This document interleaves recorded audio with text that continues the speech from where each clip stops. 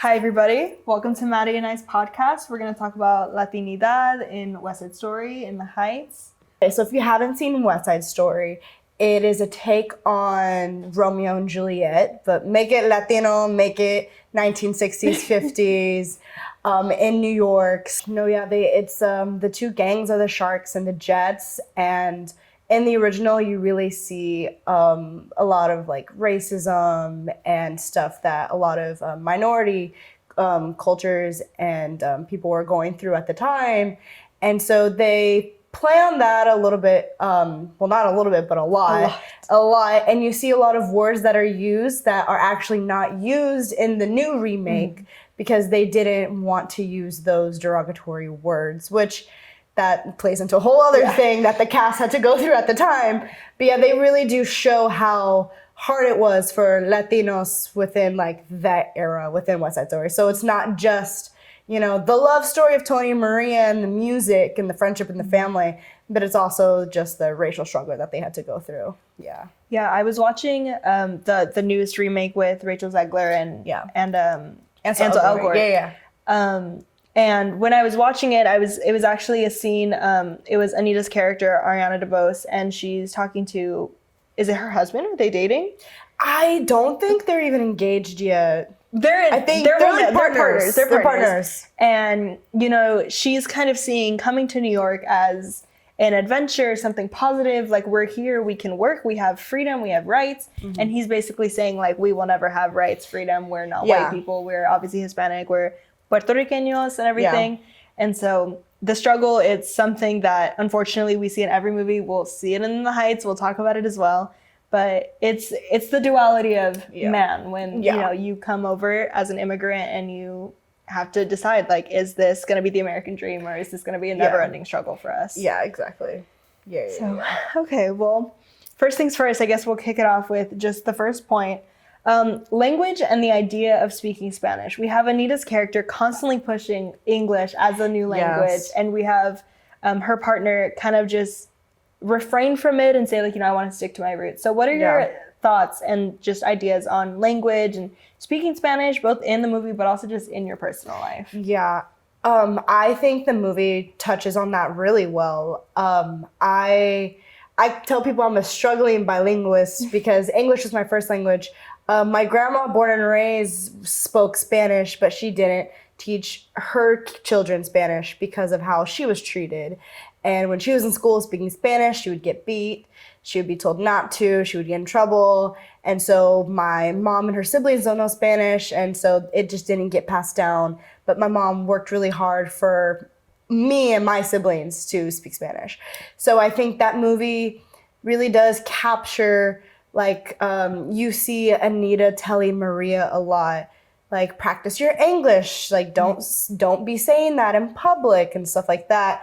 And if people think that's just for the movie, it's really not. Like, people were beaten, and still even today, people will judge you if you speak Spanish in public. Of course, today it's a lot more accepted, which is great, but you're still gonna have a lot of horrible, negative people. But I do think the movie does really well on touching on that complicated situation where you want to stick to your roots, but also as a safety thing, you have to accumulate to, like, American society. It's really nice to, obviously Rachel Zegler got her start with West Side Story, which is crazy. Yeah. So it's cool to hear her, like, actually speak Spanish and touch in with her Latina roots and everything. Mm-hmm. But okay. Kind of, we touched on it a little bit, safety of reasoning and everything, but what about the stereotypes of Latinos and violence? We see it a lot repeated. Obviously, we have the police officers follow them and, just they get, like, put in jail at one point or at least, like, captured and they have to plea and everything. So, I mean, what do you think about how they represent violence in these movies? Yeah, I think a lot of the representation that's in even the original, I think it's still very true to what is going on, like, in today. How police officers will assume that the Latinos did it, or they assume that, I think the Anglos, I think they were the Jets. So they would assume the Jets never did anything wrong, or they would assume that the Sharks would be the ones to like just rowdy up the Jets or something. Like they just never thought that it could be the Jets' fault, and they would be the first, like the Latinos would be the first arrested if like they would jaywalk, but like the Jets could literally shoplift and the cops could make a joke about how they need to get a job or something. Like it was just stuff like that was represented in the movie, which I think is still very prominent to today. So yeah, I was rewatching the scene, and there, oh my god, I just watched it and I can't remember the name, but it's a bunch of the sharks, and they kind of just got captured, and then one of them makes a run for it, you know. Yeah. And so they're all in there, and obviously it's in song, and when it's in song, it's harder to take it seriously, but it's a very very serious topic. Yeah. And they start saying like, you know, our parents were druggies, and our dad was on the street, and our dad was a drunk, and it's how we grew up. Like it's you know, of course I am the way I am.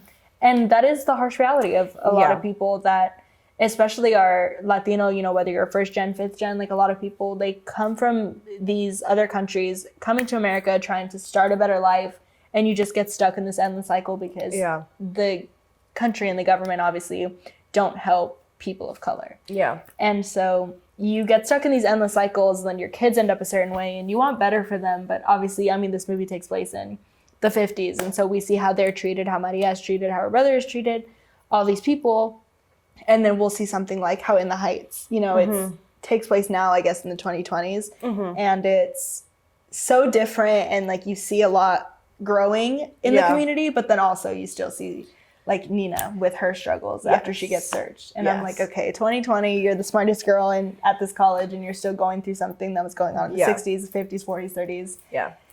So, I don't know. I think it's a very prevalent and unfortunate reality. Yeah. And they tell it time and time again, and it doesn't get better. That's the reality of it.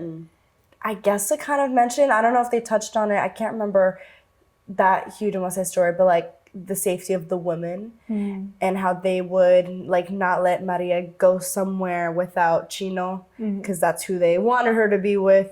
So they would just be like, you can't go unless he's going, or you can't go unless your brother's going. And if you grow up kind of in a POC family, you're kind of used to that. Like you can't go without a male figure.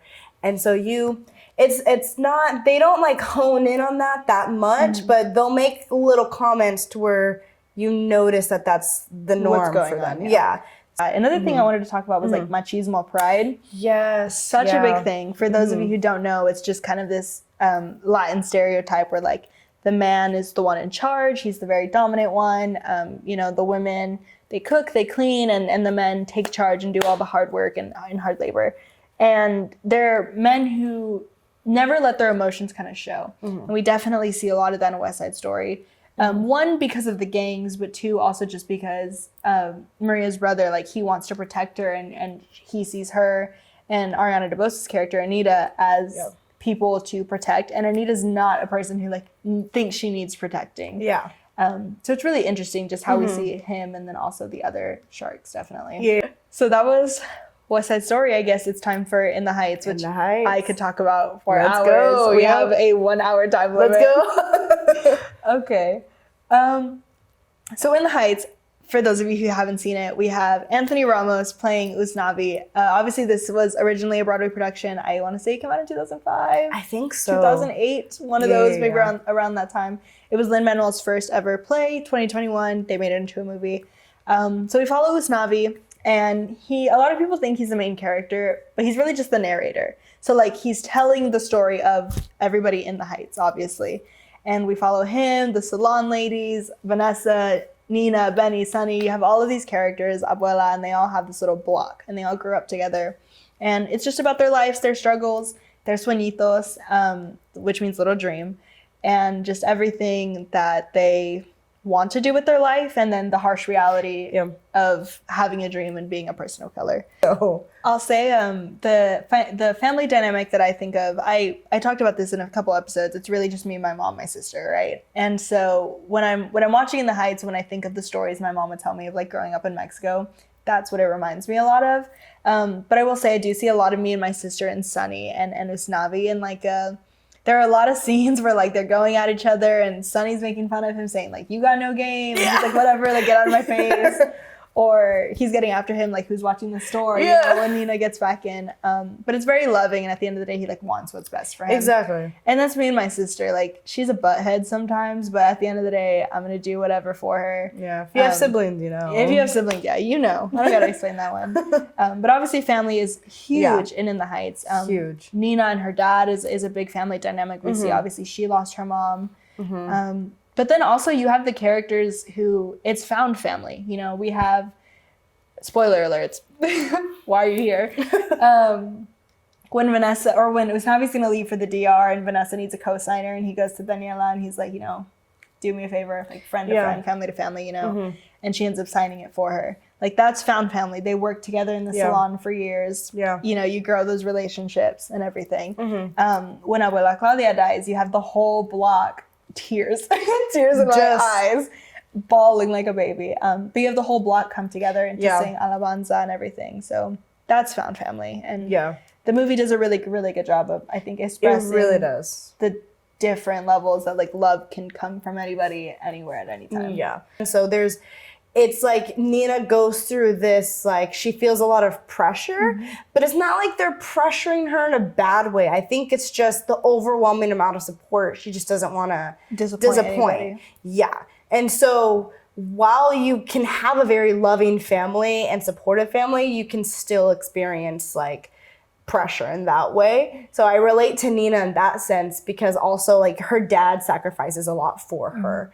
And my mom, that's like, it was me, like you said, it was me, my mom, my brother for the longest time until she remarried. And my mom did so much. So I had that kind of relationship with my mom. And I mean, I still do. So it's like, I don't want to disappoint my mom because she's done so much for me. I don't want to disappoint everyone because they think I'm this like amazing, smart human who can like do all things, which I love and I'm blessed for. But it's that pressure, and you see Nina kind of going through that literally in that song as well. But like you were saying, Nina, I think any young Hispanic woman, not just woman, but honestly just anyone, young Latino ever who has parents who want best for them, or a family who wants best for them, especially if you're, you know, you're first, second gen, like you're one of those first few people, you have that pressure. Yeah. I was gonna say relate a lot to Nina. Yeah. In the, you know, you were given these opportunities, what are you gonna do with them? Yeah. And again, it's not like negative pressure or anything, but we hear Benny say it in When You're Home, and he's talking to her and he's saying, you know, when you find your way again, you're going to change the world. And then we'll say, we knew her when. Yeah. And I think in a way, Benny was the only person who ever really understood where she was coming from. Because a lot of the family is like, oh, like when her dad breaks it at dinner that he sold the business. Yes. Everyone is like, felicidades, felicidades. And she's like, what about me? Like, why is no one understanding that I'm like, I got searched and I'm burnt out and school's too much and I can't do this anymore. And everyone's just like, well, look at what your dad is giving up for you. And she's like, well, it's not that I don't appreciate that. It's just that also the reality that I'm living is much harsher than what everyone anticipated. Okay, what would you say is realistic about the film and maybe not so realistic, aside from the spontaneous dance numbers? I think something I had talked about earlier with you was like Usnavi and how he's like a dreamer and stuff like that. And I think it's very realistic to be like how much he is a dreamer, and like and it's kind of what I said about Vanessa a little bit, how he like his big dream is to go back to the Dominican Republic for when like that's where he's from, that's where his parents are from, so he like is working his butt off to go back. And like again, you see that in the beginning, the intro song, like he explains that.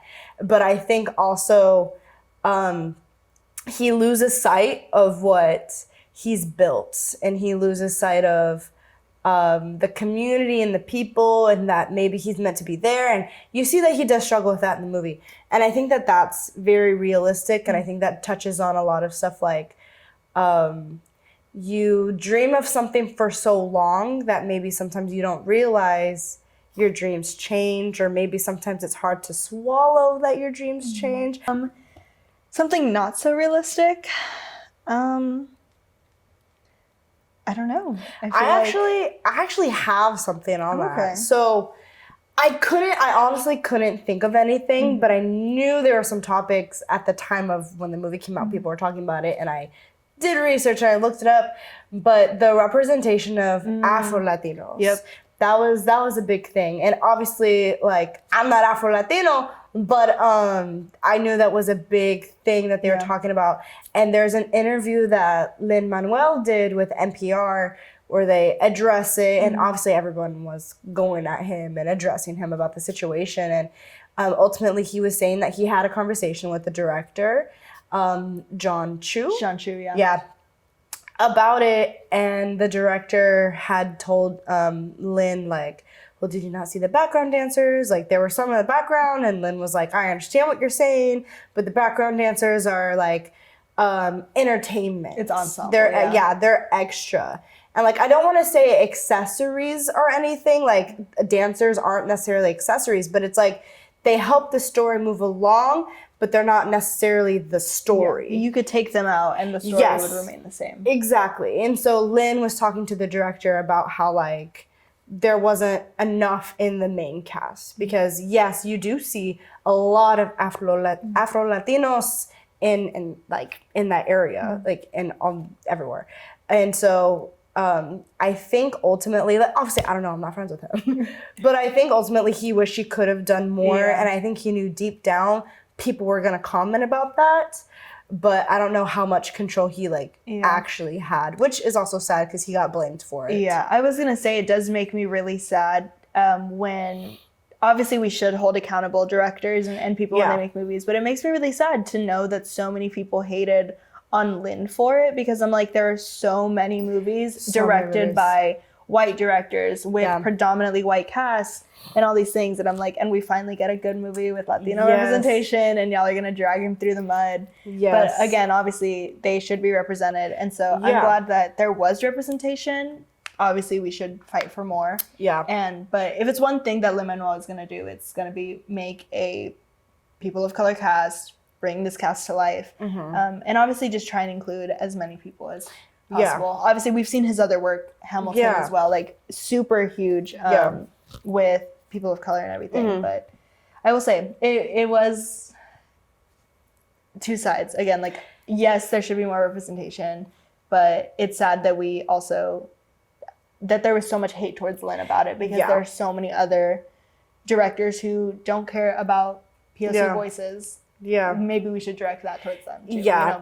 And I think also, like, we go to school for film, so we know this, but there's so many steps of creating a film. There's so many people involved.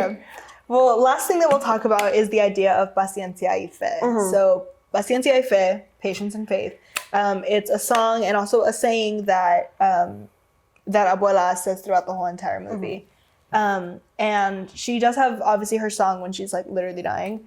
And part of it, the reason I wanted to bring it up is she starts talking about her mom and everything, and she's like singing this song to her mom, and she says, "Ain't no Cassiopeia in Washington Heights, but ain't no food in La Víbora." And so she talks about how her and her mom they came to New York, they found work and everything. She struggled with English, but she learned it, and she overcomes all of these obstacles and eventually makes it to the end. And that's what she says. She says, I made it through, I survived, now do I leave or do I stay? Yeah. And it's devastating. It's so sad, but obviously it's really beautiful and also extremely telling of what older generations of, like, Latinos went through when coming to America. And so it's something that I definitely wanted to touch on.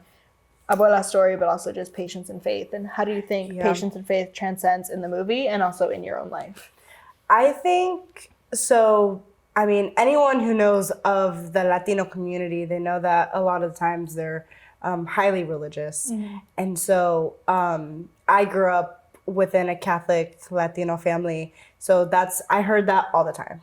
Yeah, I think it's obviously, like I mentioned, beautiful and extremely timeless. I've heard it. I also grew up in a pretty like Latino religious household. And so it is. I would hear my grandpa say it. I would hear, like, my great aunt say it. My mom, like, everybody around me would say it. And I do see it also in the other characters. Like, for Usnavi, patience and faith, he ended up, Abuela left him, like, the lottery ticket, and he was able to send Sunny to college with that. So like that was a big thing. Patience and faith for Nina, who came into the movie thinking I'm done with college, and then just for her to go to the political rally after where they talked about like DACA and the Dreamers, and then she was like, I have to go back to school and finish what I started. Like I have to pave the way for future Latinos. And even Vanessa like didn't get her apartment because she couldn't have that credit check from her parents, and then at the end like getting that cosigner. Yeah. So we do see all of the characters go through this whole journey of like, where am I starting and where am I heading? Yeah. And even though it's not their original intentions or how they originally wanted to do it, we do see them all like resolve, I guess, their issues. Yes. We do see most of them rip Abuela. Yes. Most yes. of them get their happy ending, but even with Abuela, like she passed, and then she left the money for Sunny. I mean, for Usnavi, who gave it to Sunny, and everything kind of ended. Yeah. I love 96,000. It's just such a fun song. It's so fun. And we get to see a lot of the characters, and obviously we have Sunny's little spiel, which I think is probably my favorite part, because he talks about like racism in this nation's gone from latent to blatant. If I had that money, I would teach them education, gentrification, like immigration, and just all of these things. It's like in the back of my mind, I'm singing all the lyrics. You're about to stand up. You're like, let me actually do the whole song. I have a mic. I have a mic right over there. I'm just kidding. But yeah, I mean, I love 96,000. I think it's a great and just fun, upbeat song. And it definitely is one of the I think more upbeat and like not, because we obviously have songs that like are really sad, and the last song I want to touch on, actually, because I think it is the whole premise of the whole movie, is Carnaval del Barrio. Obviously, it's the reason the movie exists. It's the song that tells you to wave your flag and be proud of who you are and be proud of your heritage, your culture, your family. They say, entra mi en mi tierra. Like, when I die, bury me with my flag and everything. Bury me in my homeland, my country. So things like that. I just think that's... When I think of the meaning of In the Heights and what the point of the movie is, to tell these Latino stories, to tell, POC stories, and just anything from struggle to racism, segregation, and everything, I think back to that song and I'm like, this is the reason that this movie exists. Yeah. So it's a beautiful song and I love it a lot. Yeah, that's the first time I saw that scene, I like cried. Like the pride that they have, and like all the flags, like, and how they come together. It's just, the movie's amazing. It's amazing, and that scene is just so good. Thank you so much, guys, for watching. A couple of things we want to ask you that we can talk about as a class is, who do you see yourself as in the Heights or West Side Story? Like, who are your favorite characters, and who do you see yourself represented as? Like, we've talked about that in the podcast. So what do y'all think? And then Janelle.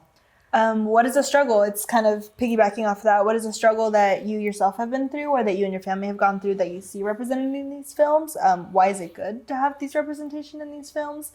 And overall, just what representation do you hope to see more of? I guess those are probably the biggest things that we could talk about as a class. Yeah.